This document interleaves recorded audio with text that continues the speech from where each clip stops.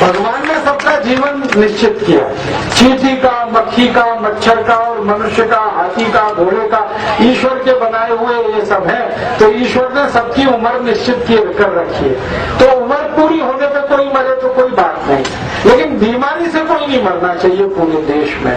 ये हमारे अभियान का मुख्य उद्देश्य है। इसके लिए आप बोलेंगे क्या करें, तो एक तो काम ये करो कि सवेरे यहाँ आ जाओ। आज कल से यहाँ योग कक्षा शुरू हुई है, आज भी हुई है, कल भी चलेगी, परसों भी चलेगी। 4 दिन में कुछ सीख लो योग और प्राणायाम। और जो कुछ कम सीख पाए तो सवेरे 5 बजे आस्था चैनल खोल लो। स्वामी रामदेव जी मुफ्त में सबको सिखाते हैं 5 बजे से 7:30 बजे तक। वो रोज सिखाते, एक दिन भी छुट्टी नहीं करते वो। तो टीवी चैनल खोल के देख लो और ये सीख के करना शुरू कर दो, बीमारियां आपकी ठीक होती चली जाएंगी। दूसरा मेरा निवेदन है कि आप जब योग और प्राणायाम करेंगे और बीमारियों को ठीक करेंगे तो ये एक रास्ता तो है। दूसरा इससे भी बड़ी बात है वो ये कि योग और प्राणायाम अगर आप करने लगे तो बीमार ही नहीं पड़ेंगे। एक बात तो ये है कि आपकी अभी जो बीमारी है वो ठीक हो जाएगी। दूसरी बात इससे भी बड़ी है कि आपने नियमित योग प्राणायाम करना शुरू कर दिया तो भविष्य में कोई बीमारी आएगी ही नहीं आपको। ये उससे भी बड़ी बात है। तो हमेशा हम निरोगी रहें, स्वस्थ रहें, भविष्य में कोई बीमारी ना आए, इस दृष्टि से एक तो योग प्राणायाम करना और दूसरा छोटे छोटे कुछ नियम का पालन आप करने लगो जिंदगी में तो बीमारियां आपके जिंदगी से कोसों दूर रहेंगी। हमारे भारत में एक महान व्यक्ति हुए महर्षि चरक, उनके बारे में कहा जाता है कि वो एक दिन भी बीमार नहीं पड़े। उन्हीं के समकक्ष एक महान महर्षि हुए महर्षि सुश्रुत, उनके बारे में कहा जाता वो कभी बीमार नहीं पड़े। एक इनके बाद महान व्यक्ति हुए महर्षि भागवत, उनके बारे में कहा जाता है कि वो कभी बीमार नहीं पड़े। ऐसा मैंने पढ़ा अपने शास्त्रों में कि आज से थोड़े साल पहले तक कई महान महर्षि ऋषि ऐसे हुए जो बीमार ही नहीं पड़े। ये कैसे संभव है? तो मैंने उनके जीवन को पढ़ा तो पता चला कि वो अपने जीवन में नियमित योग प्राणायाम करते थे, साधना करते थे और कुछ खाने पीने के नियमों का पालन करते थे। खाने पीने के नियमों का पालन अगर हर व्यक्ति करने लगे और योग प्राणायाम नियमित रूप से करने लगे तो आज भी गारंटी है कि वो कभी बीमार नहीं पड़ेगा। अब महर्षि भागवत, महर्षि चरक, महर्षि सुश्रुत तो भूतकाल हो गए। मैं तो वर्तमान का उदाहरण दे रहा हूँ जो आपकी आंखों के सामने है। हमारे योग ऋषि स्वामी रामदेव जी हैं, सालों साल से बीमार नहीं पड़े। मैं पूरे देश में घूमता रहता हूँ, अखबार वाले बहुत जगह मुझे मिलते हैं, पत्रकार, वो मुझे मजाक करते रहते हैं। वो कहते हैं राजीव भाई हमको एक खबर की बहुत दिनों से प्रतीक्षा है। मैं बोला क्या खबर चाहिए आपको? बाबा कब बीमार पड़ा ये खबर चाहिए। मैं पूछा क्यों चाहिए? कहते हैं पहले पन्ने पे छापेंगे अखबार। क्या देखो इनकी बुद्धि है पत्रकारों की कि बाबा कब बीमार पड़ा इसको पहले पन्ने पे छापना चाहते। भाई तुमको क्या मिलने वाला है? कहते मजा आएगा और सबको कहेंगे कि देखो बाबा खुद बीमार है और दूसरों का इलाज करता फिरता। तो मैंने उन सभी पत्रकारों को ये कहना शुरू किया है कि इस खबर का तुम इंतजार करते रहो, कभी मिलेगी नहीं ये खबर। कहने लगे क्यों? मैंने कहा बाबा बीमार पड़ ही नहीं सकता। कारण क्या है? कारण वही है जो महर्षि भागवत, महर्षि चरक, महर्षि सुश्रुत किया करते थे वही परम पूजनीय स्वामी रामदेव जी करते हैं। प्रतिदिन योग प्राणायाम और साधना करना और खाने पीने के नियमों का पालन करना। तो कहा गया है कि जो खाने पीने के नियम ध्यान रखे और साधना करे योग की तो बीमारी न पड़े। तो मैं आपसे वो नियम भी कहना चाहता हूँ, माताओं बहनों के विशेष रूप से वो बताना चाहता हूँ ताकि बच्चों को वो संस्कार में ये नियम बता सके। और ये जो बहनें बैठी हैं इनको भी ध्यान से सुनना है ये सब नियम। योग प्राणायाम तो सवेरे सीख लेना, कल आ जाना। ये आनंद भाई यहाँ पे है, ये सिखाएंगे, कल भी सिखाएंगे, परसों भी सिखाएंगे, 2 दिन में आ जाएगा। और योग प्राणायाम बड़ी सरल विद्या है, 2-2.5 घंटे में कोई भी सीख सकता। नियम में बताते चला जा रहा हूँ। कल से, आज से और अभी से अपने जीवन में कुछ नियम का पालन आप करो तो बहुत विनम्रता से मैं कह रहा हूँ, आप भी परम पूजनीय स्वामी रामदेव जी की तरह से निरोगी रहोगे, कभी आपको कोई तकलीफ नहीं होने वाली। तो आप बोलोगे कौन से नियम हैं? कुछ 4-5 नियम बताता हूँ, ज्यादा नहीं बताऊंगा क्योंकि ज्यादा नियम याद नहीं रहेंगे, और 4-5 नियम भी आपको याद हो गए तो बहुत काम के। पहला नियम जिंदगी भर के लिए इसको पालन करना, सारे विद्यार्थी इसको ध्यान से सुने, उनके माता पिता भी सुने। जिंदगी भर निरोगी रहना है तो आयुर्वेद चिकित्सा शास्त्र में ये कहा गया कि वात, पित्त और कफ तीनों को संतुलित रखो तो बीमार नहीं पड़ोगे। 3 तरह से बीमारी आती है आयुर्वेद में कहा गया, वात खराब हो जाए, पित्त खराब हो जाए और कफ बिगड़े, वात बिगड़े और पित्त बिगड़े।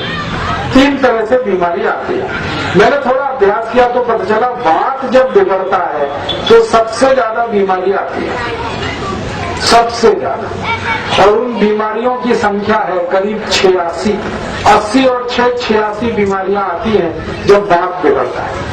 ये घुटनों का दर्द, ये कमर का दर्द, ये कंधे का दर्द, ये जोड़ों का दर्द, ये सब वात के बिगड़ने की बीमारी है। हार्ट अटैक आता है ना, ये भी वात के बिगड़ने की बीमारी है।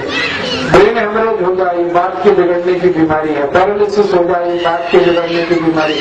तो वात बिगड़े तो सबसे ज्यादा तकलीफ करता है। फिर पित्त बिगड़े तो 40 बीमारियां करता है, और कफ बिगड़े तो करीब 20 बीमारियां करता है। कुल मिला के 148 बीमारियां होती हैं वात, पित्त, कफ के बिगड़ने से। तो आप जीवन भर इस बात को याद रखो कि आपका वात, आपका पित्त, आपका कफ ना बिगड़े। नियमित योग और प्राणायाम करना वो तो एक काम है, नियम भी ध्यान रखना है। तो आप बोलेंगे क्या करें उसके लिए? वात, पित्त, कफ कभी नहीं बिगड़ेगा आपका अगर आप एक काम करो, खाना खाने के बाद कभी भी पानी मत पियो। ये नियम है। आयुर्वेद चिकित्सा शास्त्र में लिखा गया है भोजनांते विषम वारी, माने भोजन के अंत में पानी पी लिया तो समझ लो जहर पी लिया। इतना खराब कहा गया है। ये कहा गया भोजन के बाद में जो पानी पीते हैं उनको किसी दुश्मन की जरूरत नहीं है, वो अपने ही सबसे बड़े दुश्मन। अब आप कहोगे ये तो बड़ी मुश्किल होगी, हम तो खाने के बाद पानी पे पानी पीते हैं, लोटे पे लोटा गटकते हैं, और कई लोग तो खाने से ज्यादा पानी पीते हैं। और आयुर्वेद कहता है कि खाने के बाद पानी पियो ही मत। ये चक्कर क्या है? ये चक्कर को मैं सरल भाषा में समझाता हूँ आपको। ये चक्कर क्या है? चक्कर ऐसा है कि जब आप खाना खाते हो, खाना पेट में इकट्ठा होता है, पेट में एक छोटा सा स्थान होता है, उसको कहते हैं जठर, अंग्रेजी में कहते हैं एपिगैस्ट्रियम। ये नाभि होती है ना, नाभि के बगल में बाएं हाथ पर एक छोटी सी थैली होती है, उसको कहते हैं जठर, उसी को कहते हैं एपिगैस्ट्रियम। एमबीबीएस वाला कोई होगा तो एपिगैस्ट्रियम कहेगा, बीएएमएस वाला होगा तो जठर कहेगा। ये जठर या एपिगैस्ट्रियम एक थैली होती है, इसमें सारा खाना इकट्ठा होता है। आपने रोटी खाई, आपने दाल खाई, आपने चावल खाया, आपने दही पिया, आपने दूध पिया, जो भी किया वो सब उस एपिगैस्ट्रियम माने जठर में आता है। अब जब ये सारा खाना जठर में इकट्ठा होता है तो इस खाने के पचने की क्रिया शुरू होती है, और खाने को पचाने के लिए उसमें अग्नि जलती है, आग। जैसे रसोई घर में होता है ना, हम गैस को जलाते हैं तो आग जलती है, उसके ऊपर हम कुछ भी पका सकते हैं। अगर गैस जले तो दूध रख दो, दूध में चावल डाल दो, खीर पक जाएगी। लेकिन अगर गैस नहीं है तो कुछ नहीं पकेगा। ऐसे ही पेट में होता है। एपिगैस्ट्रियम माने जठर में सारा खाना आया, खाने के पचने के लिए आग की जरूरत होती है, अग्नि, उसी को कहते हैं जठर अग्नि, मिला के कहते हैं जठराग्नि।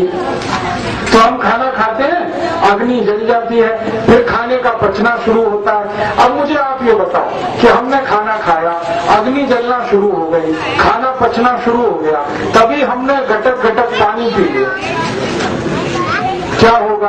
अग्नि जलेगी कि बुझेगी? अब अग्नि बुझ गई तो खाना नहीं पचेगा, खाना नहीं पचेगा तो फिर खाना सड़ेगा, और सड़ा हुआ खाना 100 से ज्यादा रोग उत्पन्न करेगा। इसलिए आयुर्वेद में कहा गया कि खाने को पचने के लिए अग्नि को जलने दो, और अग्नि को जलने देने के लिए पानी मत डालो उसके ऊपर, इसलिए खाने के बाद पानी मत पियो। समझ में आया? अब ये जो खाना है, ये जब पचता है शरीर में, तो पचा हुआ खाना रस में बदलता है, और उस रस में से मांस, मज्जा, रक्त, वीर्य, मल, मूत्र बनता है। मल और मूत्र शरीर के काम का नहीं है, शरीर उसको छोड़ देता है, लेकिन मांस, मज्जा, रक्त, वीर्य जो काम की चीजें हैं, शरीर उसको धारण कर लेगा। तो खाना पचेगा तो मांस बनेगा, रक्त बनेगा, वीर्य बनेगा, ताकत आएगी, और खाना सड़ेगा तो जहर बनेगा, जहर बनेगा तो बीमारियां करेगा, और रक्त बनेगा तो शरीर को ताकत देगा। अब क्या करना है? खाने को पचा के रक्त बनाना या सड़ा के जहर बनाना? पचा के रक्त में बदलना। तो समझ में आया? और खाना पचने के लिए अग्नि के लिए पानी नहीं डाल सकते उसके ऊपर, क्योंकि अग्नि पे उसका गूदा निकालो, उसको मैश करो, फिर पानी मिलाओगे ना, तभी तो रस बनेगा। तो कोई भी रस बनाने के लिए पानी मिलाना पड़ता है। तो पेट में भी खाना पचकर रस बनेगा, तो रस में पानी मिलाना पड़ेगा। तो खाना पचने के बाद जब रस बने तब पानी पियो। आप बोलोगे ये कितनी देर में होता है?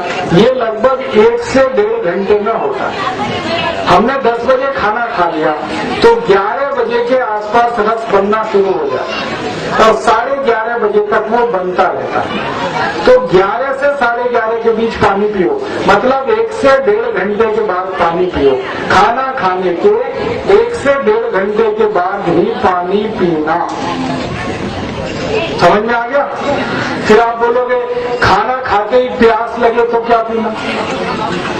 कई लोग कहते हैं कि मुंह सूखता है, गला सूखता है, प्यास लगती है तो क्या पीना? तो आयुर्वेद ने ये कहा कि खाना खाते ही अगर प्यास लग रही है तो 3 चीजें पीना, पानी छोड़कर। पानी तो नहीं पीना, 3 चीजें पीना। वो क्या पी सकते हैं? एक तो पीना दूध, दूसरा पीना मट्ठा, मट्ठा माने लस्सी, छाछ कहते हैं, हाँ, तो दूसरी पीनी छाछ, और तीसरा पीना कोई भी फल का रस। खाने के तुरंत बाद अगर प्यास लगे तो या तो दूध पियो, या तो छाछ पियो, या तो फल का रस पियो, पानी मत पियो। पानी पीना है 1 से 1.5 घंटे के बाद। अब आप ये ध्यान से याद रखो कि सवेरे का खाना अगर खाया हो तो हमेशा फलों का रस पियो खाने के बाद। दोपहर का खाना खाया हो तो हमेशा छाछ पियो खाना खाने के बाद, और रात का खाना खाया हो तो हमेशा दूध पियो खाने के बाद। सवेरे पीना है फलों का रस, दोपहर को पीनी है छाछ, और रात को पीना है दूध। अब आप पूछोगे ये क्यों? क्या दूध सवेरे नहीं पी सकते? क्या छाछ रात में नहीं पी सकते? क्या फलों का रस कभी नहीं पी सकते?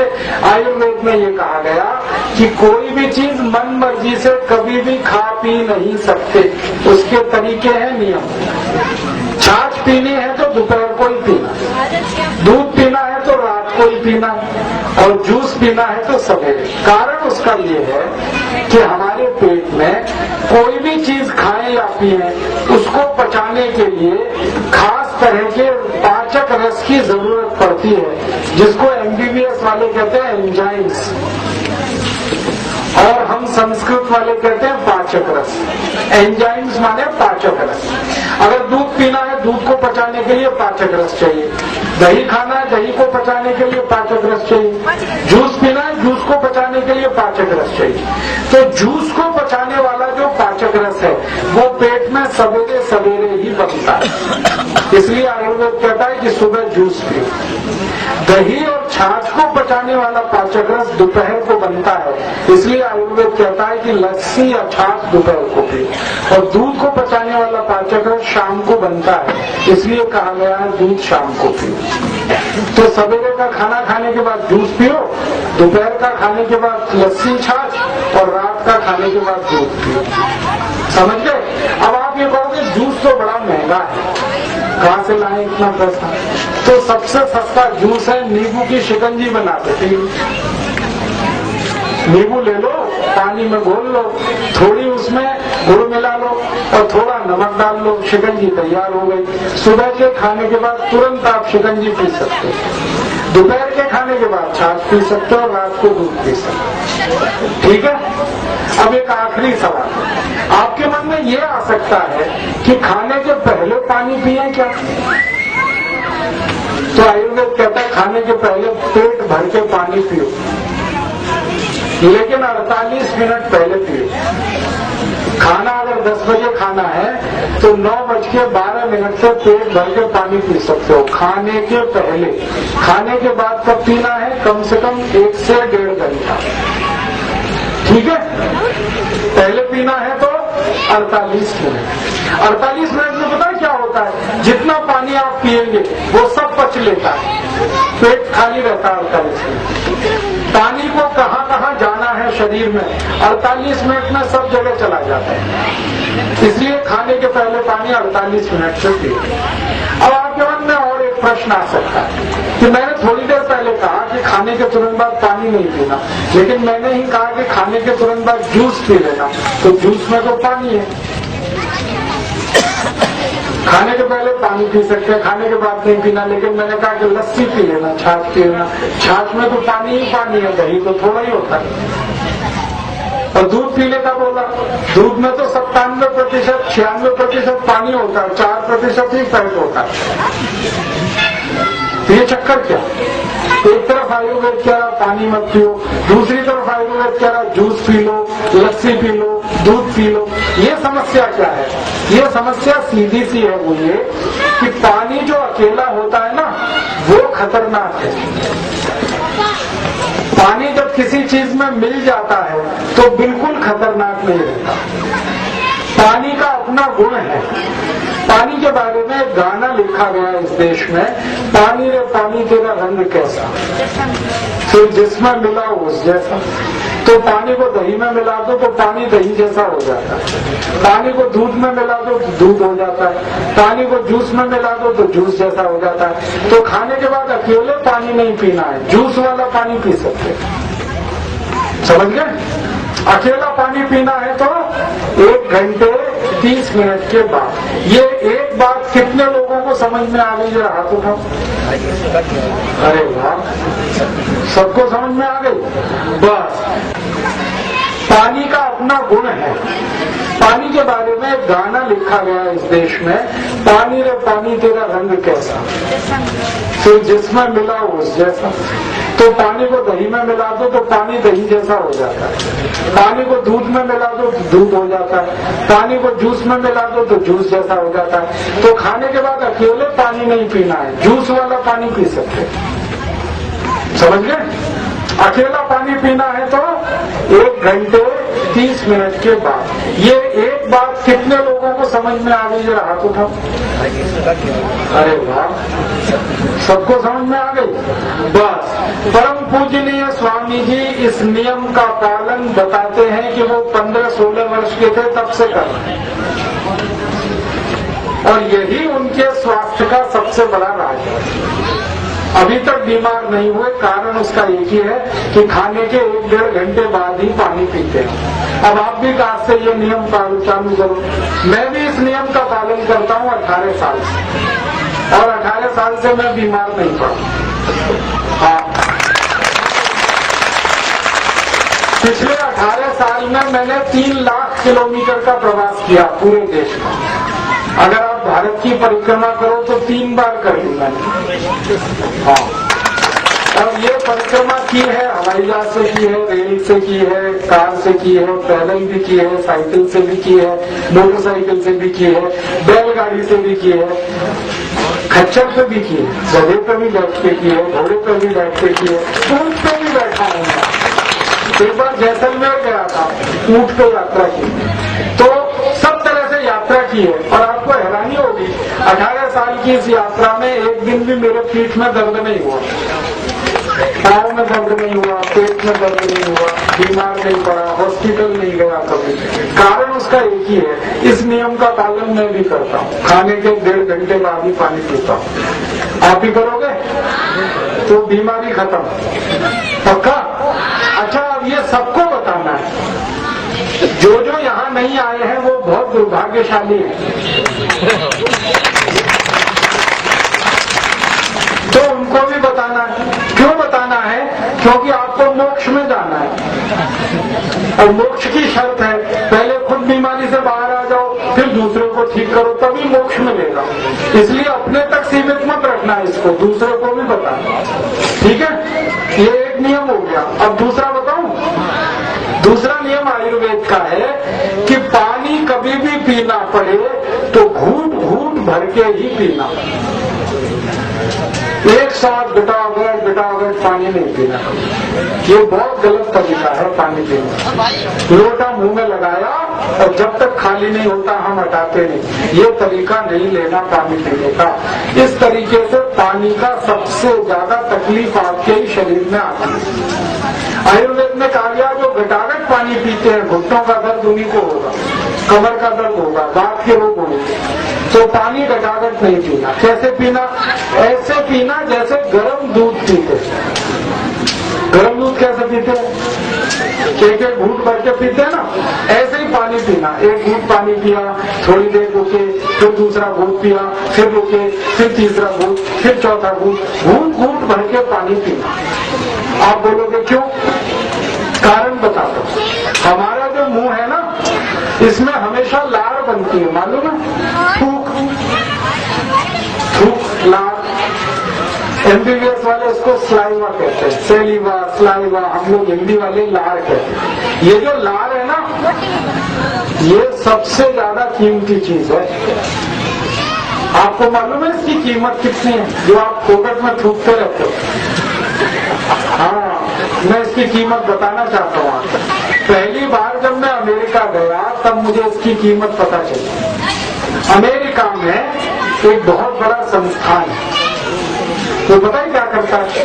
लोगों को अपने आप बुलाता है और एक बड़ा सा पात्र रख के कहता थूको इसमें। तो वहां लोग थूकने को जाते हैं। मुझे पता चल गया, मैं भी गया और 5 मिलीमीटर थूको तो 10,000 रुपए देते हैं। 5 मिलीलीटर जो थूक होता है ना, ये 10,000 रुपए का है। उसको फिर वो छोटे छोटे पैकेट में बंद करते और फिर बेचते और वो खूब बिकता, थूक बिकता, लार बिकती। मैं पूछा उन लोगों से कौन खरीदता है इसको, तब उन्होंने कहा कि दुनिया में जिन लोगों को कैंसर हो जाता है उनको कैंसर होने में लार बनना बंद हो जाता है।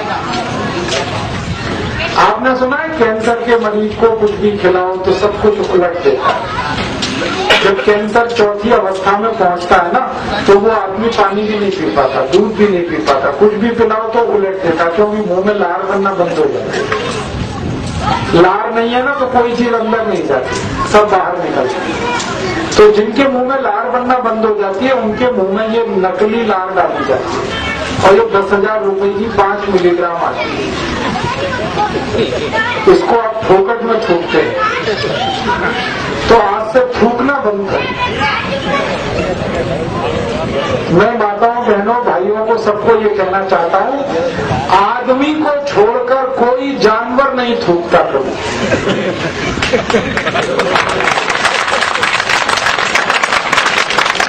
आदमी को छोड़कर कोई पक्षी नहीं थूकता कभी। ये आदमी है जो थू थू मचाए रहता है। कितना नुकसान कर रहा है अपना सोचो। 5 मिलीग्राम थूक 10,000 का, 10 मिलीग्राम 20,000 का। सोचो एक दिन में आधा किलो थूक दिया, लाखों रुपए का फालतू में फोकट में नुकसान कर दिया। इसको थूकना नहीं। फिर क्या करना? भगवान ने ये जो थूक बनाया ना लार, ये पेट में अंदर ले जाने के लिए बनाया। पानी को घूट घूट जब पियो तो ये बार बार लार पेट में जाती है। ये जो लार होती है इसको रसायन शास्त्र की भाषा में कहते हैं कि ये क्षारीय होती है। अंग्रेज लोग इसको एल्केलाइन कहते हैं, एमबीबीएस वाले। तो ये क्षारीय है माने एल्केलाइन है। और आपने सुना पेट में हमेशा अम्ल बनता रहता है, कहते हैं ना तेजाब बन रही है, तेजाब बन रही है। तो अम्ल में ये क्षार मिले तो अम्ल को निष्प्रभावी कर देता है। विज्ञान का एक सिद्धांत है, एसिड और एल्केलाइन दोनों मिले तो एक दूसरे को न्यूट्रल कर देते हैं। तो मुंह की छाल माने लार बार बार पेट में जाकर अम्ल में मिले तो पेट का अम्ल शांत रहता है। जिनके पेट का अम्ल शांत रहता है उनका जीवन भर वात संतुलित रहता है, कफ संतुलित रहता है। और वात और कफ संतुलित रहे तो 108 बीमारियां कभी नहीं आती। इसलिए नियम बनाया गया, पानी को घूंट घूंट पियो ताकि बार बार लार पानी में मिलके पेट के अंदर जाए और आपके अम्ल को शांत करे और आप जीवन भर निरोगी रहें। तो पानी घूंट घूंट पीना शुरू करो। अब आपको मैं एक जानकारी देता हूँ, ये कि आप देखो पशु पक्षी पानी को हमेशा घूंट घूंट पीते हैं। पक्षी को देखो, चिड़िया को पानी पीने आती है, कबूतर को देखो, तोते को देखो, वो चोंच में एक बूंद पानी उठाते हैं और धीरे धीरे चोंच चलाते हैं, फिर पीते हैं, फिर दूसरी बूंद उठाते हैं, फिर पीते हैं, फिर तीसरी बूंद। कितना धीरज है उनमें, एक एक बूंद पानी पीते हैं। जानवरों को देखो, कुत्ता कैसे पानी पीता, चाट चाट। शेर, चीता, लकड़बग्गा सब चाट के पानी पीते। तो ये पशु पक्षी हमसे ज्यादा स्वस्थ रहते हैं। मैंने आज तक किसी चिड़िया को ओवरवेट नहीं देखा, नहीं देखा। और किसी जानवर को डायबिटीज नहीं है, किसी को घुटने का दर्द नहीं है, कमर का दर्द नहीं है, क्योंकि पानी घूट घूट पीते हैं सब। आपकी ध्यान कर लो इस बात। ये मनुष्य है जो सब बीमारियों से लदा फदा है, क्योंकि ये पानी को घूट घूट नहीं पीता, गटागट पीता, गटागट। पानी गटागट पीना बंद। कैसे पिएंगे? घूट घूट। एक घूट पिया, थोड़ी देर रुके, एक घूट पानी को मुंह में घुमाओ चारों तरफ, फिर पियो, ताकि सब लार मिलकर अंदर जाए। समझ गए? 2 नियम हो गए। अब तीसरा नियम है कि सवेरे सवेरे जब सोकर उठें तो सबसे पहले पानी पिए। सवेरे उठते ही मुंह नहीं धोना, कुल्ला नहीं करना, पहले पानी पीना। क्यों? रात भर की मुंह की लार जो जमा है वो पानी पीते ही अंदर जाएगी, और सवेरे की लार सबसे ज्यादा कीमती फ्रेश है ना, सबसे ज्यादा कीमती। इसलिए उठते ही पानी पीना। कितना? विद्यार्थी लोग कम से कम 2 गिलास और बड़े लोग 3 गिलास। और पीने का तरीका घूट घूट घूट घूट। ठीक है? 2 फायदे होंगे। एक तो रात भर की लार अंदर गई, बहुत ताकत देती है वो। दूसरा, उठते ही पानी पियो तो सारा पानी बड़ी आंख में जाता है और बड़ी आंख की सफाई शुरू हो जाती है। 10-15 मिनट के बाद ही आपको प्रेशर बनेगा। आप संडास घर में घुटेंगे, घुसेंगे, 2-3 मिनट में बाहर आ जाएंगे। आयुर्वेद में ये कहा गया कि कोई व्यक्ति सबसे ज्यादा स्वस्थ है, उसकी एक ही पहचान है कि उसको संडास घर में सबसे कम समय लगता है कि नहीं। आप टॉयलेट में घुसे, 2-3 मिनट में बाहर आए, तभी आप स्वस्थ हैं। लेकिन वहां आधे घंटे बैठ गए तो समझ लो बीमारों के बीमार हैं। समझ गए? तो उठते ही पानी पी लोगे, पेट साफ हो जाएगा। तुरंत संडास घर में गए, पेट साफ हुआ, बाहर आए, तो उठते ही पानी पीना। कितना? 2 गिलास विद्यार्थियों को, 3 गिलास बड़े लोगों को। 3 नियम हो गए। अब चौथा और आखिरी नियम, ठंडा पानी कभी नहीं पीना। कभी नहीं पीना, कितनी ही गर्मी पड़े, ठंडा पानी कभी नहीं पीना। क्यों नहीं पीना जी? और ठंडा पानी होता क्या है? पहले तो ठंडा पानी समझो। आयुर्वेद में ये कहा गया कि जिस पानी का तापमान 27 डिग्री सेंटीग्रेड से कम हो वो पानी ठंडा है। अब 27 डिग्री से कम पानी कौन सा होता है? ये जो रेफ्रिजरेटर में पानी रखा होता है ना, ये 4-5 डिग्री सेंटीग्रेड का है। और बर्फ मिलाया हुआ पानी है वो करीब करीब 2.5-3 डिग्री सेंटीग्रेड का। तो ये ठंडा पानी है, बर्फ में मिला के या रेफ्रिजरेटर में रखे। तो फ्रिज का पानी नहीं पीना, बर्फ का नहीं पीना। क्यों नहीं पीना? ठंडा पानी पियो तो तकलीफ क्या होगी? आपका पेट गर्म है कि ठंडा? गर्म। ठंडा किसका है? सबका पेट गर्म है, ठंडा नहीं है। तो सबका पेट है गर्म। अब गर्म पेट में हम ठंडा पानी डालें तो झगड़ा होगा। क्या झगड़ा होगा? या तो पेट पानी को गर्म करेगा, नहीं तो पानी पेट को ठंडा कर देगा। यही तो होगा। गर्म पेट में ठंडा पानी डाला, या तो पेट पानी को गर्म करे या पानी पेट को ठंडा करे। मान लो पानी ने पेट को ठंडा कर दिया, थोड़ी देर के लिए सोचो, पानी ने पेट को ठंडा कर दिया। पेट के ठंडा होते ही हृदय ठंडा होता है, क्योंकि हृदय और पेट जुड़े हुए। हृदय के ठंडा होते ही मस्तिष्क ठंडा होता है, और मस्तिष्क के ठंडा होते ही आदमी का ठंडापन आता है, फिर राम नाम सत्य हो जाते हैं।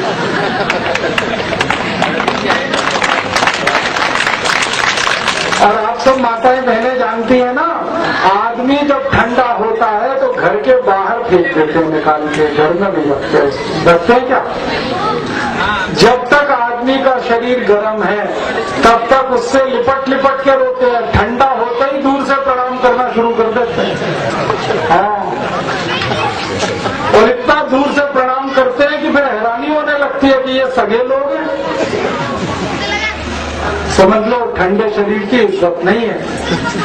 और जैसे ही घर के बाहर आया शरीर ठंडा, तो मोहल्ले पड़ोस वाले एक ही बात बोलते हैं, जल्दी लेके जाओ, जल्दी लेके जाओ, जल्दी करो, जल्दी करो। अरे भले आदमी 40 साल जिसने इतना बढ़िया मकान बनाने में लगा दिया, ठंडा होते ही कहने लगे जल्दी करो, जल्दी करो, भगाओ, निकालो इस मकान से, यहाँ जगह नहीं इसकी। समझ लो ठंडे शरीर की इज्जत नहीं है। तो ठंडा पानी पी के क्यों ठंडा करना शरीर को? तो इसलिए ठंडा पानी नहीं पीना। अब गंभीर बात जो मैं कहना चाहता हूँ वो ये कि जैसे ही हम ठंडा पानी पीते हैं, पेट पानी को गर्म करता है, और जब पेट पानी को गर्म करेगा तो पेट में पानी गर्म करने के लिए ऊर्जा की जरूरत पड़ती है। वो ऊर्जा रक्त में से आती है, तो सारे शरीर का रक्त पानी को गर्म करने के लिए पेट में उतर आता है। अब शरीर के हर अंग में रक्त की कमी आ जाती है, और वो रक्त की कमी अगर 3 मिनट तक रह गई तो शरीर के अंग काम करना बंद कर देते हैं, और उस स्थिति में आदमी का शरीर बेकार हो जाता है। इसलिए कभी भी ठंडा पानी नहीं पीना। समझ में आया? फिर आप पूछोगे घड़े का पानी पीना क्या? मिट्टी के घड़े का पानी गर्मियों में पीना, क्योंकि मिट्टी के घड़े के पानी का तापमान 33 डिग्री सेंटीग्रेड रहता है गर्मियों में। जब मई जून की गर्मी आएगी तब मिट्टी के घड़े का पानी पी सकते हैं, लेकिन फ्रिज का पानी तब भी नहीं पीना, बर्फ का पानी कभी नहीं पीना। अब मैं एक मजे की बात बताता हूँ। जब मैं पहली बार विदेश प्रवास में गया तो मैंने देखा वहाँ के लोग बहुत ठंडा पानी पीते हैं। यूरोप और अमेरिका इतना ठंडा पानी पीते हैं कि पानी को फ्रिज में रखते हैं, 6-7 दिन ठंडा होता है, फिर पानी को निकालते हैं, फिर ऊपर से बर्फ डालते हैं, फिर पीते हैं। इतना ठंडा पानी। परिणाम जानते हैं क्या है? जब बहुत ठंडा पानी पीते तो मैंने कहा ना शरीर का सारा रक्त पानी को गर्म करने के लिए पेट में आता है। तो शरीर में एक अंग होता है जिसको हम बड़ी आंत कहते हैं, लार्ज इंटेस्टाइन। लार्ज इंटेस्टाइन जो है ना ऐसे होती है पाइप की तरह से, और इसी में से मल निकलता है। जब बहुत ठंडा पानी पी लेते हैं तो इसका जो खून है ना लार्ज इंटेस्टाइन का, ये पेट में चला जाता है, तो ये सिकुड़ जाती है, बंद हो जाती है। तो ज्यादा ठंडा पानी पीने वालों की बड़ी आंख बंद हो जाती है। अब बड़ी आंख बंद हो जाएगी तो मल नहीं निकलेगा, मल नहीं निकलेगा तो घंटों घंटों उनको बैठना पड़ेगा संडास कर। तो मैंने देखा यूरोप और अमेरिका के लोग जब जाते हैं ना टॉयलेट में तो 2-2 घंटे बाहर नहीं आते, अंदर ही बैठे रहते। अब मैं पूछता हूँ भाइयों करते क्या अंदर 2 घंटे? तो कहते हैं कि पेट साफ नहीं होता। तो मैं पूछता हूँ क्या करते हो? तो कहते पूरी ताकत लगाते, फिर भी पेट साफ नहीं होता। फिर मैं पूछता हूँ और क्या करते हो? कहते गाना गाते। कौन सा गाना गाते? मेरे सपनों की रानी कभी आएगी, वो आती नहीं है। और जब ज्यादा तकलीफ होती है ना तो दूसरा गाना गाते हैं, एक बार आजा आजा आजा आजा, वो आती नहीं।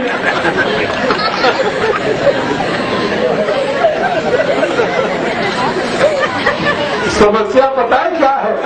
उनको कब्जियत हो जाती है, कॉन्स्टिपेशन। और कब्जियत का कारण क्या? बड़ी आंख सिकुड़ गई, बंद हो गई, अब मल निकलेगा नहीं इसमें से।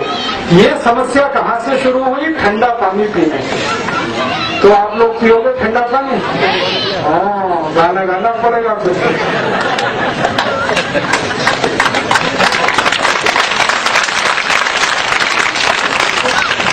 तो विद्यार्थियों को समझ में आया? पहला नियम खाना खाने के 1 घंटे बाद पानी पीना। दूसरा नियम पानी जब भी पीना घूट घूट पीना। तीसरा नियम सवेरे उठते ही सबसे पहले पानी पीना। चौथा नियम ठंडा पानी कभी नहीं पीना। याद हो गया? पक्का?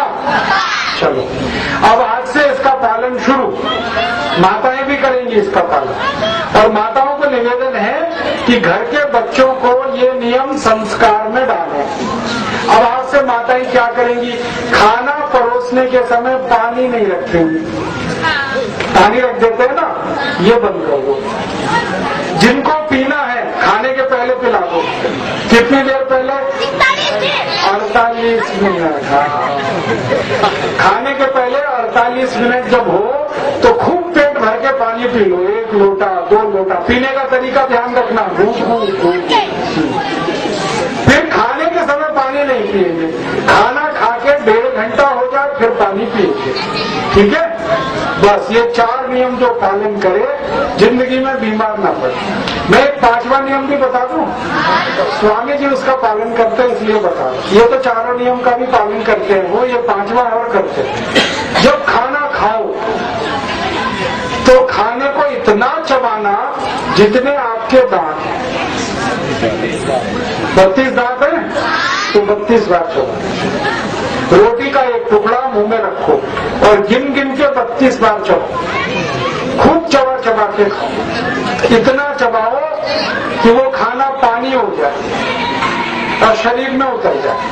तो आयुर्वेद में कहा गया है कि जो खाने को चबा के खाते हैं उनको जिंदगी में रोग आने की दूर दूर तक संभावना नहीं। खूब चबा चबा के खाओ। 32 बार चबाओ। ठीक है? 5वां नियम आ गया। अब 6वां नियम और बता दो। कभी भी खड़े होके खाना मत खाओ। खड़े खड़े।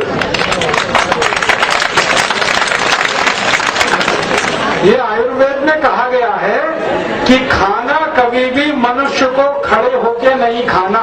जानवरों को खड़े होके खाना, मनुष्य को नहीं। जमीन पे बैठ के खाना। मैं बैठा हूँ, आप भी बैठे हो, इसको हम क्या कहते हैं? सुखासन। जब हम सुखासन में बैठते हैं तो खाना खाना सबसे अच्छा। कारण समझ लो, जब हम सुखासन में बैठते हैं धरती पर तो धरती का गुरुत्वाकर्षण बल हमारे शरीर पर काम करता है और वो नाभि पर केंद्रित होता है। नाभि के पड़ोस में जठर है तो जठर उससे चार्ज रहता है। तो जठर में अग्नि बहुत होती है जब आप आलती पालती लगा के खाना खाते हैं। और अग्नि ज्यादा है तो खाना जल्दी पचेगा। इसलिए कहा गया भोजन जमीन पे बैठ के खाना, खड़े खड़े नहीं खाना। ये खड़े खड़े वो खाते हैं जो पशु हैं। अब ये शहर के सब पढ़े लिखे लोग पशु हैं, खड़े खड़े खाते हैं और दूसरों को भी खिलाते हैं। मूर्खों के मूर्ख हैं सब। हाँ, पढ़े लिखे मूर्ख हैं। आप नहीं करना ये मूर्खता का। ये खड़े खड़े खाने का नुकसान पता है क्या है? जब हम खड़े हो जाते हैं तो गुरुत्वाकर्षण का जो केंद्र है नाभि, वो शिफ्ट होकर डायफ्राम पे आ जाता है। तो डायफ्राम चार्ज हो जाता है। डायफ्राम चार्ज होता है तो खाना नीचे ही नहीं जाएगा, वो ऊपर ही रहेगा, तो काम नहीं आएगा खाना। इसलिए खड़े होके नहीं खाना। ये बुफे सिस्टम में खाना नहीं खाना। ये बुफे सिस्टम नहीं, बफेलो सिस्टम है। बफेलो माने भैंस। भैंस खाती है खड़े होके क्योंकि उसके 4 पैर हैं। मनुष्यों को नहीं खानी। ठीक है? अब माताओं को एक छोटी सी बात कहनी है कि हमारे घर में अक्सर माताएं गर्भावस्था में जब आती है ना तो आजकल एक बीमारी हो गई है कि डॉक्टर के पास जाओ, हॉस्पिटल में जाओ, बच्चा वहां पे होगा, फिर डॉक्टर उसको कहता है सीजेरियन करो, पेट काट के बच्चा निकालो। जिस माँ को एक बार ऑपरेशन हुआ उसकी जिंदगी नरक हो जाती है। पता है क्या होता है? मैं अब आपसे डॉक्टर की बात कहना चाहता हूँ। जिस माँ को बच्चे के जन्म के लिए पेट कटा उस माँ को जिंदगी भर वजन बढ़ता रहता है। अब वो मोटी मोटी मोटी होती जाती है। अब वो माँ सोचती है कि मैं तो कुछ खाती नहीं फिर भी वजन क्यों बढ़ रहा? वो वजन बढ़ा सीजेरियन ऑपरेशन के कारण। और उस वजन को कोई कम नहीं कर पाता, फिर उस वजन के कारण घुटने दुखते हैं, कमर दुखती है, फिर सब बीमारियां आती हैं। तो इसलिए माताओं को निवेदन है कि बच्चों के जन्म के लिए कभी भी ऑपरेशन ना कराएं। फिर आप बोलेंगी क्या करें? मेरी 2-3 बातें ध्यान से सुन लेना, और ये सब बहनें भी सुन लें इस बात को। कभी भी किसी माँ को गर्भावस्था हो तो उसको ऑपरेशन ना कराना पड़े, इसके लिए छोटे छोटे 2-3 उपाय। पहला उपाय ये है कि हर दिन रात को माँ को गाय का दूध पिलाना, घी डाल के, घी देसी और गाय का दूध देसी गाय का। तो गाय के दूध में 1 चम्मच घी मिलाओ, थोड़ी सी उसमें हल्दी मिलाओ और रोज रात को पिलाना जब माँ को गर्भावस्था हो। दूसरा, जिस माँ को गर्भावस्था होती है ना, उसको बच्चा स्वस्थ तंदुरुस्त पैदा होना चाहिए, बीमार ना हो। बच्चे के स्वस्थ पैदा होने का सबसे बड़ा आधार है कैल्शियम। कैल्शियम नाम का एक रसायन होता है जो गर्भावस्था में माँ को सबसे ज्यादा जरूरी होता है, बच्चे के लिए और माँ के लिए। कैल्शियम अगर शरीर में ज्यादा है ना तो हड्डियां लचीली रहती, और हड्डियां लचीली रहे ना तो सारा शरीर फ्लेक्सिबल होता है, और शरीर लचीला हो तो गर्भ से बच्चा आसानी से बाहर आता, उसको तकलीफ नहीं होती ज्यादा, माँ को भी तकलीफ नहीं होती। इसलिए शरीर में लचीलापन लाने के लिए कैल्शियम चाहिए, तो कैल्शियम खिलाओ माँ को। कैल्शियम का मतलब होता है चूना खिलाओ। चूना समझते, कान में जो लगाते हैं और जो पुताई करते हैं, पुताई वाले चूने को पानी में डाल दो, 20-25 दिन पड़ा रहने दो, ठंडा हो जाएगा, फिर पानी ऊपर आ जाएगा, चूना नीचे बैठ जाएगा। उसमें से एक छोटा सा चुटकी भर चूना, जीरे के दाने के बराबर, गेहूं के दाने के बराबर, किसी भी गर्भवती माँ को खिलाना है। पानी में मिला के दे दो, या तो दाल में मिला के दे दो, या छाछ में मिला के दे दो, या दही में मिला के दे दो, किसी में भी मिला के खिलाओ। थोड़ा सा चूना रोज खिलाओ, 9 महीने लगातार खिलाओ। जो माँ ने थोड़ा थोड़ा चूना रोज खा लिया 9 महीने, उसको कभी भी ऑपरेशन की जरूरत नहीं पड़ेगी। और जिस माँ ने रात को दूध पिया घी डाल के, उसको कभी ऑपरेशन की जरूरत नहीं पड़ेगी। ठीक है? हमारे बच्चे जो ऑपरेशन से होते हैं वो बहुत कमजोर होते हैं, दिमाग से कमजोर होते हैं, शरीर से कमजोर होते हैं। मैं तो देश भर में देखता हूँ सीजेरियन जितने बच्चे माता पिता को तकलीफ करते हैं, खुद को तो जिंदगी भर तकलीफ देने वाले। इसलिए कोई भी बच्चा भगवान की कृपा से स्वस्थ और तंदुरुस्त दुरुस्त पैदा हो, इसके लिए सब व्यवस्थाएं भगवान ने शरीर में कर रखी है, बस थोड़ी सी सावधानी की जरूरत है। तो माताएं इसको याद रखें, सभी भी गर्भवती माओं को, बहनों को रात को दूध पिलाना, घी डाल के, थोड़ी हल्दी डाल के, और सवेरे चूना खिलाना, दही में, नहीं तो छाछ में, नहीं तो दाल में, नहीं तो सब्जी में, नहीं तो पानी में मिला। ठीक है? और एक निवेदन माताओं से अगर हो जाए तो, कि जो गर्भवती माताएं हैं वो भी, और स्वस्थ माताएं वो भी, और भाई भी कर सकते हैं इस काम को, 15 मिनट रोज चक्की चलाना। क्या कहते हैं उसको? घट्टी। ये जो घट्टी होती है ना, ये दुनिया की सबसे बेहतरीन एक्सरसाइज है।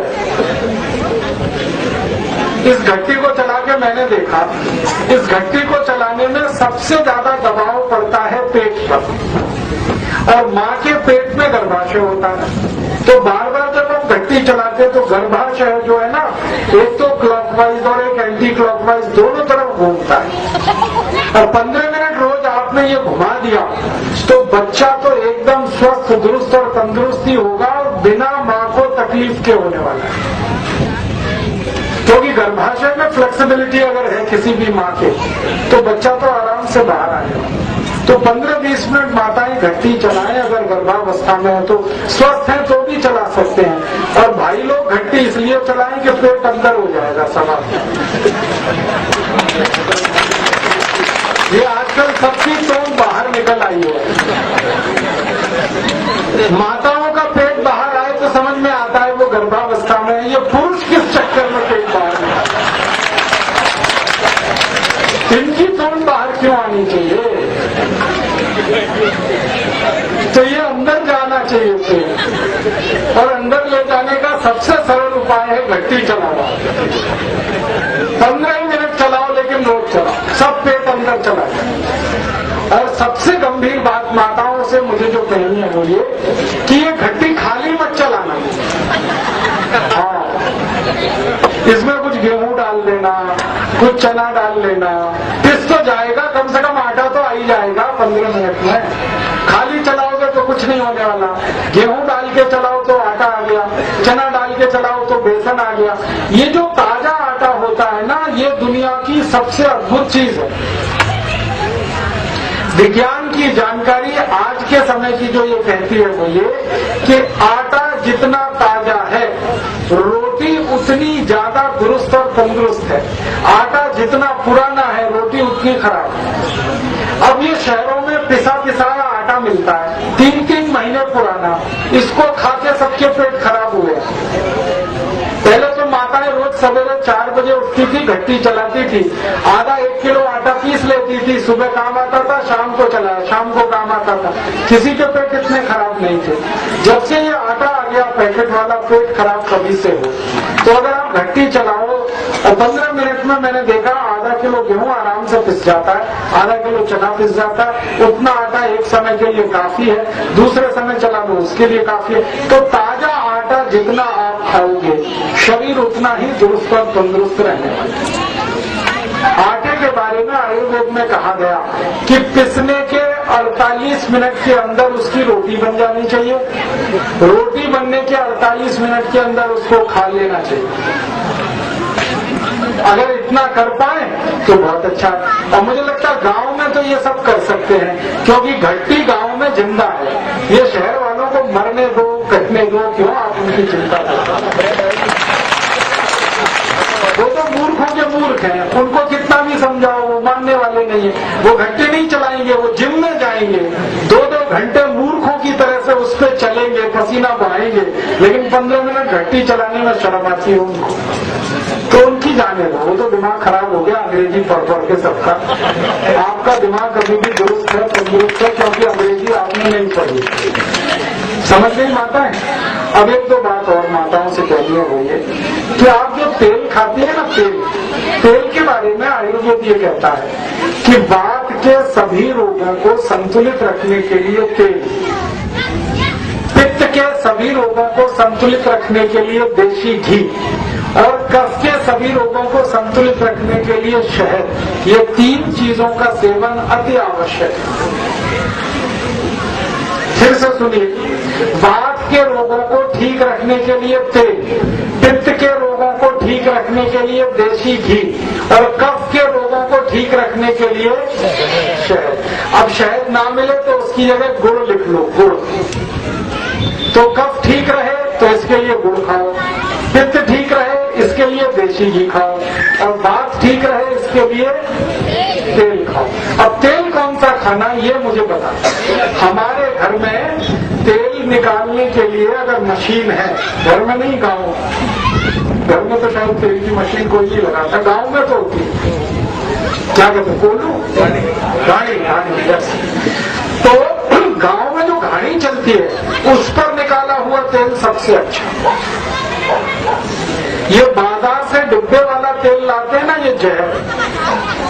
बाजार में जो तेल मिलता है जिसको अंग्रेजी में डबल रिफाइंड तेल कहते हैं, ट्रिपल रिफाइंड तेल कहते हैं, तेल को रिफाइन करने में जो केमिकल मिलाए जाते हैं वो केमिकल जहर। इसलिए ये डब्बे वाला तेल आप मत खाएं। आप तो घानी में तेल निकलवाना, सरसों का हो, तिल का हो, नारियल का हो, ताजा तेल निकलवा के खाना। फिर लोग कहते हैं कि वो तेल गाढ़ा होता है। तेल तो गाढ़ा ही अच्छा होता है, क्योंकि तेल जितना गाढ़ा होगा उतना उसका प्रोटीन कंटेंट ज्यादा होगा, और तेल खाया जाता है प्रोटीन के लिए। और अगर उसका गाढ़ापन निकाल दें तो प्रोटीन निकल गया, फिर तो वो पानी हो गया, तेल कहाँ है। और रिफाइंड और डबल रिफाइंड तेल में यही किया जाता है, गाढ़ापन खत्म कर देते हैं, पानी जैसा तेल हो जाता है। ये तेल सबसे ज्यादा खतरनाक है। आजकल सबसे ज्यादा हृदय घात हो रहे हैं, हार्ट अटैक, ये बाजार वाले तेल खाने से हो रहे हैं। इसलिए आप बाजार का तेल मत लाना, घानी पे तेल निकलवा के उसका उपयोग कर। वो सरसों का तेल हो, तिल का तेल हो, नारियल का तेल हो, या कोई दूसरा तेल आप खाते हो, मूंगफली का तेल हो या कोई भी तेल हो, लेकिन घानी में निकलवाया हुआ तेल खाना। और दूसरा, माताओं को निवेदन है, डालडा कभी मत लाना। दुनिया में महासत्यानाशी कोई एक चीज है तो ये डालडा है। इसने सबसे ज्यादा बर्बादी लाई है भारत के गांव का। थोड़ा सस्ता है लेकिन जहर पे जहर है उसमें। डालडा का मैंने परीक्षण कराया था, 23 जहर है उसमें, अकेले डालडा। ये कभी मसला। तो आप बोलोगे घर में कोई पूड़ी पूड़ी बनानी है, तेल में भले बना लेना, डालडा में कभी नहीं। सरसों के तेल में पूड़ी बनाओ, बहुत अच्छी बनती है। और मेरी माताएं बात मान लें, तिल के तेल की पूड़ी तो इतनी स्वाद होती है जो किसी में नहीं बनती। एक तो नरम बहुत रहती है और एकदम फूल के आती है तिल के तेल की पूड़ी, और सबसे ज्यादा शरीर के लिए दुरुस्त है तिल का तेल। तेल का माने ही तिल है, तिल में से ही तेल शब्द बना। तो आप तेल में पूड़ी बना लेना, तेल में कचौड़ी बना लेना, ये कि डालडा में कभी मत बना। और घर में कोई शादी ब्याह बारात हो तो उसमें भी डालडा मत ला, क्योंकि जो अपने लिए जहर है वो सबके लिए जहर है। तेल में ही बनाना, घर में भी। अगर जैसे शादी ब्याह बारात है, तिल के तेल में पूड़ी कचौड़ी बना के खिलाओ, बहुत बढ़िया, लोग वाह वाह करेंगे आपकी, इतनी स्वाद बनती है और वो स्वाद खाने में आता है। तो डालडा बंद कर देना, तिल का तेल, सरसों का तेल वो। और तीसरा मैंने कहा कि कभी भी घी खाना देशी, डालडा वाला घी कभी खाना नहीं। अब देशी घी गाय का मिले तो सबसे अच्छा, नहीं तो भैंस का भी चलेगा, लेकिन देशी घी। और तीसरा और आखिरी नियम बताया, गुड़ खाना, गुड़। शहद मिले तो सबसे अच्छा। शहद खाने का तरीका है दूध में डाल दो, गुनगुने दूध में या ठंडे दूध में शहद मिला के खा सकते हैं, नहीं तो पानी में मिला के पी सकते हैं, नहीं तो ऐसे ही चाट के खा सकते हैं। और शहद महंगा पड़े तो गुड़ खाना। चीनी बंद कर देना माता है। ये चीनी जो है ना, मरे हुए जानवरों के हड्डियों से साफ की जाती है।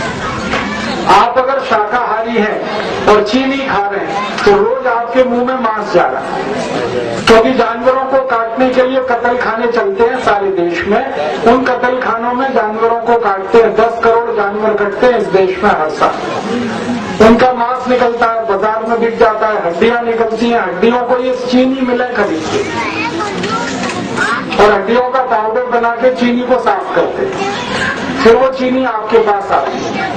इसलिए चीनी बिल्कुल मत खाइए, गुड़ खाइए उसकी। और गुड़ ज्यादा अच्छा वो होता है जो काला काला हो और थोड़ा लाल रंग का हो। सफेद गुड़ बहुत अच्छा नहीं है, क्योंकि वो निरमा पाउडर से धोया जाता है। तो ये छोटी छोटी कुछ बातें जो मैंने कही आपके स्वास्थ्य को दुरुस्त रखने के लिए, इनका आप उपयोग करिए।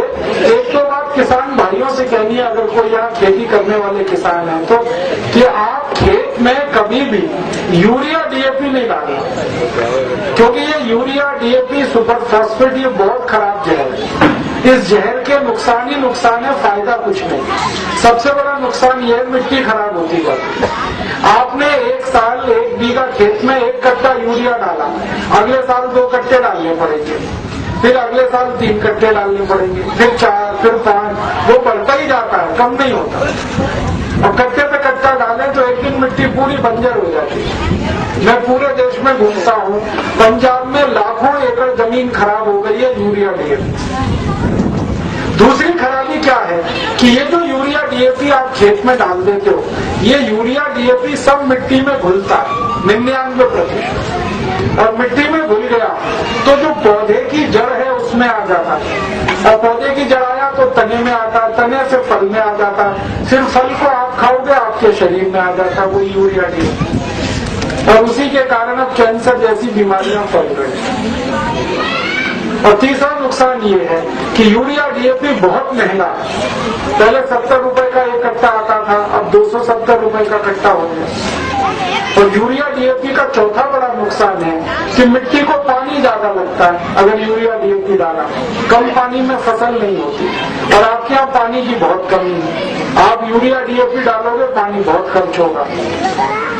और पांचवा सबसे बड़ा नुकसान है कि यूरिया डीएपी डाला हुआ जो भी अनाज आप पैदा कर रहे हो वो सबसे सस्ता बिकता है पूरी दुनिया, उसका भाव नहीं है। तो आप यूरिया डीएपी मत डालो। फिर आप बोलोगे क्या डालें? गाय का गोबर डालो, बैल का गोबर डालो, भैंस का गोबर डालो, जानवरों का गोबर डालो। और गोबर डालने का एक तरीका मैं बताता हूँ, क्योंकि मैं मेरे खेत में वो डालता हूँ 15 साल से। गाय बैल भैंस का 15 किलो गोबर ले लो और गाय बैल भैंस का 15 लीटर मूत्र ले लो। गोबर और मूत्र को एक ड्रम में मिला लो। मिलाने के बाद इसमें आधा किलो गुड़ डाल दो, आधा किलो दाल का आटा मिला दो कोई, और आधा किलो खेत में किसी पेड़ के नीचे से मिट्टी लाके इसमें डाल दो। पेड़ के नीचे की मिट्टी, जो पेड़ 20-25 साल पुराना। तो गोबर, गोमूत्र, गुड़, दाल का आटा और पेड़ के नीचे की मिट्टी, ये 5 चीजों को घोल के 15 दिन रख दो। 15 दिन में खाद तैयार हो जाएगी और उस खाद में 200 लीटर तक पानी मिलाओ और खेत में स्प्रे कर दो, छिड़क दो। और हर 21 दिन पे छिड़कते जाओ। जबरदस्त फसल आएगी आपकी, बिना यूरिया डाले, बिना डीएपी डाले। मैं 15 साल से ही कर रहा हूं। फसल इतनी अच्छी आती है। पहले मैं यूरिया डीएपी डालता था 15 साल पहले, तो 1 एकड़ खेत में 12 कुंटल गेहूं होता था। अब मैंने ये गोबर गोमूत्र डालना शुरू किया तो 1 एकड़ खेत में 22 कुंटल गेहूं होता है। पहले यूरिया डीएपी डालता था 1 एकड़ में 30-40 टन गन्ना होता था। अब ये गोबर गोमूत्र डालता हूँ 1 एकड़ में 90 मीट्रिक टन गन्ना होता है। पहले मैं कपास करता था यूरिया डीएपी से तो 2-2.5 कुंटल कपास आती थी। अब 7 कुंटल तक कपास आती है गोबर गोमूत्र से। और सब्जियां तो इतनी भरपूर पैदा होती हैं कि आप तोड़ते जाओ और बेचते जाओ। भरपूर सब्जियां पैदा होती हैं गोबर गोमूत्र। कारण क्या है? गाय के, बैल के, भैंस के गोबर में नाइट्रोजन है, फास्फोरस है, पोटाश है और इसके अलावा 15 और माइक्रो न्यूट्रिएंट्स है, सूक्ष्म पोषक तत्व, जो यूरिया डीएपी में नहीं। इसलिए गाय बैल भैंस का गोबर यूरिया डीएपी से 6 गुना ज्यादा ताकतवर है और ये सस्ता बहुत है। अगर जानवर घर के हैं तो खर्चा कुछ नहीं होने वाला आपका। अब आप ये पूछोगे कि गोबर इकट्ठा करना तो आसान है, मूत्र कैसे इकट्ठा करें? तो जानवरों का मूत्र इकट्ठा करने का तरीका है कि जहाँ जानवरों को आप बांधते हो वो जमीन को थोड़ा पक्का कर दो, ईंट लगा दो, पत्थर बिछा दो, उसमें एक नाली बना दो, एक खड्डा बना दो। जो भी मूत्र आएगा वो खड्डे में इकट्ठा हो जाएगा, उसमें से भर के ले लो। बैलों का, गायों का और भैंसों का जो मूत्र होता है इसकी एक्सपायरी डेट नहीं है। हाँ, कभी खराब नहीं होता। 1 साल, 2 साल, 5 साल, 10 साल कभी भी इस्तेमाल कर सकते, तो खड्डे में भर के ले सकते। दूसरा तरीका है कि आपके यहाँ ये रेत है, इस रेतीली जमीन में जानवरों को बांध दिया आपने, तो मूत्र गिरा, वो रेत में इकट्ठा हुआ, उस रेत को गोबर के साथ मिला दो तो वो खेत में चला जाएगा। दूसरा तरीका ये। तीसरा एक तरीका है कि जानवर जब मूत्र करते हैं तो डब्बा भर के इकट्ठा करना। तो आप बोलोगे कितना उनके पीछे पीछे घूमे?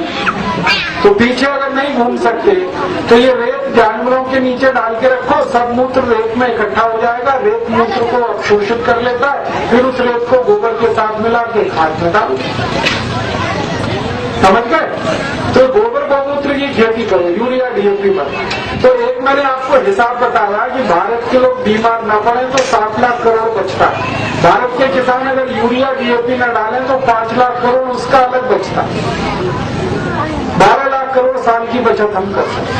और ये गोबर गोमूत्र से जो गेहूं पैदा होगा, धान पैदा होगा या बाजरा या मक्का, इसका बाजार में मूल्य 2 गुना है, 3 गुना। मेरे गांव में कुछ किसान हैं जो गोबर गोमूत्र से गेहूं करते हैं, उनका गेहूं 26 से 28 रुपए किलो बिकता है। और जो यूरिया डीएपी से गेहूं करते हैं वो 10 रुपए किलो से ज्यादा कभी नहीं बिकता, हमारे 2.5 गुना ज्यादा मूल्य मिलता है बाजरे का, मक्के का। तो कीमत अच्छी मिलेगी, उत्पादन बढ़िया होगा, खर्चा आपका कम होगा, पानी की जरूरत ज्यादा नहीं पड़ेगी। ऐसी अच्छी खेती होती है गोबर गोमूत्र से। तो किसान भाई बहन सब गोबर गोमूत्र से खेती करें, ये मेरा निवेदन है। और एक आखिरी निवेदन ये है कि हमारे भारत स्वाभिमान की तरफ से सारे देश में एक अभियान चल रहा है कि जब भी जरूरत हो तो स्वदेशी वस्तुओं का ही उपयोग करें, विदेशी वस्तुओं को ना खरीदें। बाजार में हजारों विदेशी वस्तुएं बिक रही हैं, जैसे Pepsi Cola, Coca Cola, Colgate, Closeup, Pepsodent, सिलाका, Forhans, Lux, Lifebuoy, Liril, Rexona, Pears, ऐसी 2000 से ज्यादा विदेशी वस्तुएं बाजार में हैं। इनको खरीदना आप बंद करो। इनकी जगह हमेशा स्वदेशी वस्तुएं खरीदो, देशी वस्तुएं खरीदो। तो भारत के लोग अगर विदेशी वस्तुओं को बंद करके देशी वस्तुएं खरीदने लगे तो साल का 2,32,000 करोड़ और बचता है। अब देखो, स्वस्थ हो जाए, बीमार ना पड़े तो 7 लाख करोड़ बचा। यूरिया डीएपी बंद करके गोबर गौमूत्र डालें तो 5 लाख करोड़ बचा। स्वदेशी वस्तुओं का उपयोग करें तो 2,32,000 करोड़ और बचा। तो साल में करीब करीब 12-15 लाख करोड़ के बीच की बचत देश की होती है। और ये इतना धन है कि इसको हर साल इकट्ठा करते रहे तो 5 साल में ही गरीबी मिट जाएगी देश।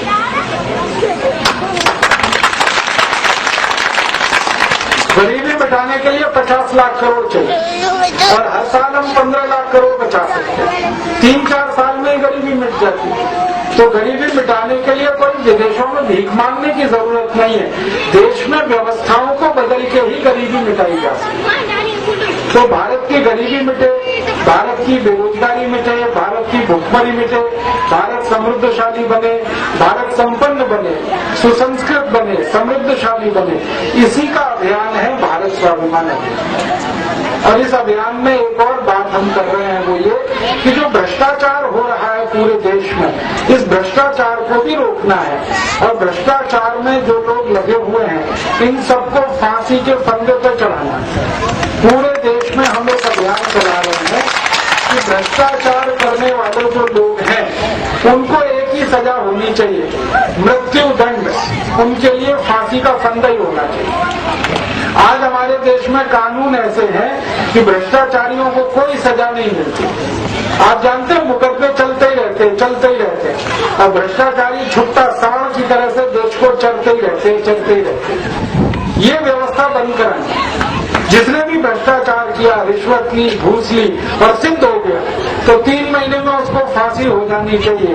ऐसा नया कानून हम बनवाना चाहते हैं, क्योंकि इन भ्रष्टाचारियों ने देश का बड़ा खून पिया है। आपको मालूम है कि नहीं, हर साल इस देश में 20 लाख करोड़ रुपए का बजट बनता है और उसमें से 18 लाख करोड़ रुपए भ्रष्टाचारी लूट के खा जाते हैं। सरकार के आंकड़े हैं, 2 लाख करोड़ ही देश के काम में लगता है। और ये लूट के जो रुपया खाया जाता है हर साल, इसको ले जाके विदेशी बैंकों में जमा कर देते हैं। विदेशी बैंकों में भ्रष्टाचारियों ने अब तक 110 लाख करोड़ रुपए लूट के रख लिया है। स्विट्जरलैंड की बैंकों में, लिechtenstein की बैंकों में, दूसरे देश की बैंकों में। तो भारत स्वाभिमान ने एक अभियान शुरू किया है कि भ्रष्टाचारियों ने जो धन लूटा है 110 लाख करोड़, इसको भारत में वापस लाना है और इसको देश की राष्ट्रीय संपत्ति बनाना है और इसको देश के विकास के काम में लगाना है। आप बोलेंगे ये कैसे होने वाला है? इसको करने के लिए संसद में जाना पड़ेगा किसी एक आदमी को या किसी भाई को या बहन को, जो सांसद की तरह से संसद में प्रस्ताव रखे। और वो प्रस्ताव ये होगा कि 15 अगस्त 1947 के बाद भारत में जितना भी पैसा लूटा गया भ्रष्टाचार के माध्यम से, वो पैसा राष्ट्र की संपत्ति है। ऐसा प्रस्ताव संसद में रखना है। जब संसद में ये प्रस्ताव आएगा तो उस पर बहस होगी। बहस वाले दिन आप देखना कि कौन कौन विरोध कर रहा है उसका। जो विरोध करेगा, पक्की बात है, उसी ने लूटा है पैसा और उसी ने वो ले जाकर विदेशी बैंकों में जमा। तो लुटेरे नेताओं की पोल खुल जाएगी देश में। और हमने उनके लिए एक योजना बनाई है कि जो जो लूटखोर नेता मिलेंगे सबका मुंह काला करके गधे पर बिठा के उनका सर्कस निकालेंगे।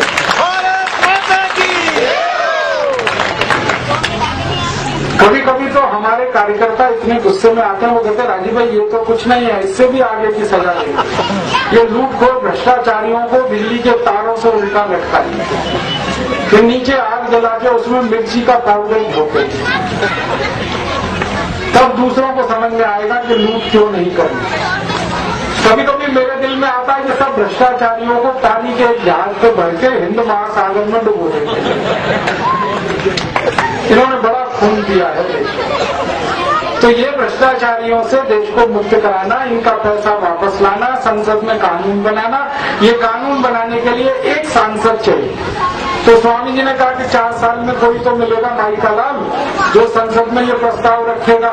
मिल गया तो अच्छा है, नहीं मिला तो 2014 में हमारी तैयारी है कि पूरे देश के लोगों के सामने हम भीख मांगेंगे कि एक सांसद को जिताकर पहुंचाइए जो विदेशी धन को वापस लाने के लिए कानून बनवाए। और हो सकता है देश के लोग 545 सांसदों को पहुंचा दें इसी काम के लिए। और वो अगर पहुंच गए तो पूरे देश की व्यवस्था हम बदल देंगे, सब कानून बदल देंगे। अंग्रेजों के जमाने के चलाए हुए 34,735 कानून वो भी बदल देंगे और ये नए कानून भी बनवा देंगे। 110 लाख करोड़ विदेशों से देश में वापस आ जाए। इससे देश का विकास 3 बार हो सकता है। भारत देश को 3 बार बनाया जा सकता है, ये इतना नहीं।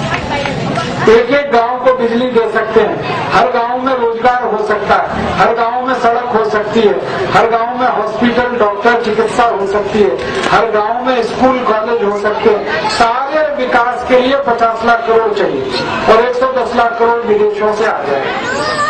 तो ये काम भी करना है। ऐसे कुल मिलाकर 64 काम करने हैं। इन सभी कामों के लिए भारत स्वाभिमान का अभियान बनाया है और इसको शुरू किया है। आप बोलेंगे हम क्या इसमें मदद कर सकते हैं? आप इस भारत स्वाभिमान के अभियान में बहुत बड़ी मदद कर सकते हैं। इस काम को करने के लिए 5 करोड़ कार्यकर्ता चाहिए पूरे देश में। अभी तक हमारे पास 2.5 लाख है, 5 करोड़ हमें बनाने।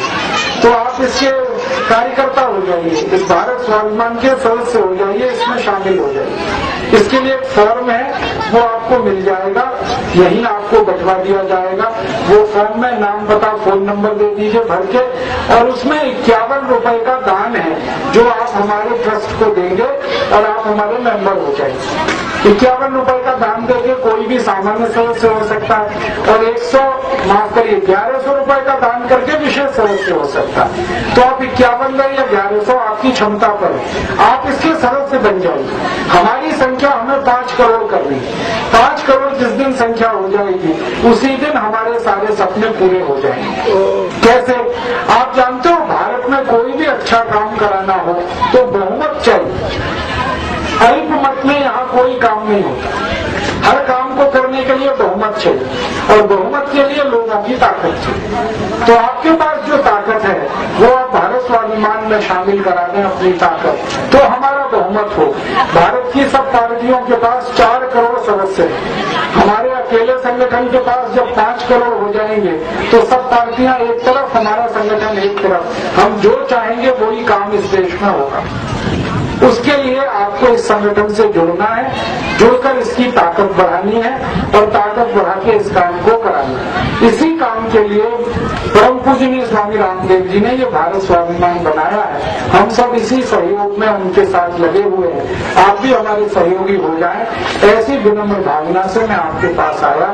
आप योग सीखें, प्राणायाम सीखें, अपने को स्वस्थ बनाएं, दूसरों को स्वस्थ बनाएं, जीवन जीने के तरीके सीखें, खान पान के नियम का पालन करें, स्वदेशी वस्तुओं का उपयोग करें तो देश को भला होगा। और ये सब करते हुए भारत स्वाभिमान के सदस्य हो जाए तो हम कानून बदल के व्यवस्थाएं नहीं बनाना चाहते।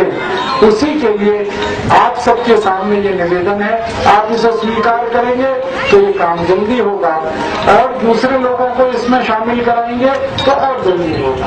यही भावना से आप सबका आभार व्यक्त करता हूँ, धन्यवाद देता हूँ और इस बात के लिए क्षमा चाहता हूँ कि चिलचिलाती धूप में आपको मैंने 2 घंटे बिठाया, मुझे माफ करेंगे। और मुझे थोड़ा जल्दी आपके बीच से निकलना है क्योंकि रेलगाड़ी पकड़नी है, अजमेर से दिल्ली जाना है। कल सुबह मेरी फ्लाइट है, फिर इंदौर जाना है, ज्यादा देर रुक नहीं पाऊंगा। लेकिन ये वायदा करके जाता हूँ कि दोबारा कभी भी आप याद करेंगे तो फिर जरूर आऊंगा और इस तरह की बातें और लोगों को भी समझाऊंगा। बहुत बहुत आभार, बहुत बहुत धन्यवाद। एक ही निवेदन के साथ कि आप भारत स्वाभिमान के साथ जुड़े, इसके सदस्य बने, दूसरों को सदस्य बनाएं, योग सीखें, दूसरों को सिखाएं, प्राणायाम सीखें, दूसरों को कराएं और अपने जीवन को मोक्ष की तरफ ले जाएं और दूसरों को भी मोक्षगामी बनाएं। बहुत बहुत धन्यवाद। श्रीमान राजीव जी दीक्षित का संपूर्ण ग्राम तिलानेश वासियों व जोशी परिवार की ओर से हृदय से अभिनंदन करते हुए जोशी परिवार के सदस्य पुष्पमाला पर रहेंगे और जो भारत स्वाभिमान के कार्यकर्ता है वो पुष्प द्वारा सम्मान करेंगे। इसके साथ ही साथ हम क्षेत्रवासी हमारे जोशी परिवार का अभिवादन भी करेंगे कि उन्होंने इतना बड़ा कार्यक्रम रख लिया।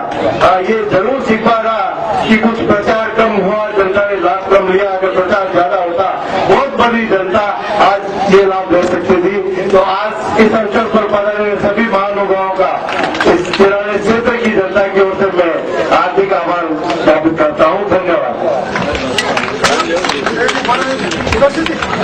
जिसको फॉर्म भरने हो फॉर्म यहाँ उपलब्ध है वो लेकर के भर दे। ग्रामवासियों को जोशी परिवार की ओर से धन्यवाद, क्योंकि आपने इतनी चिलचिला की धूप में बैठकर श्रीमान राजीव जी दीक्षित का परेशान सुना और विद्यालय के हेडमास्टर जी भवन सिंह जी को भी धन्यवाद देते हैं कि उन्होंने इस योग शिविर व इस कार्यक्रम के लिए अपना विद्यालय प्रांगण उपलब्ध किया। भारत स्वाभिमान के कार्यकर्ता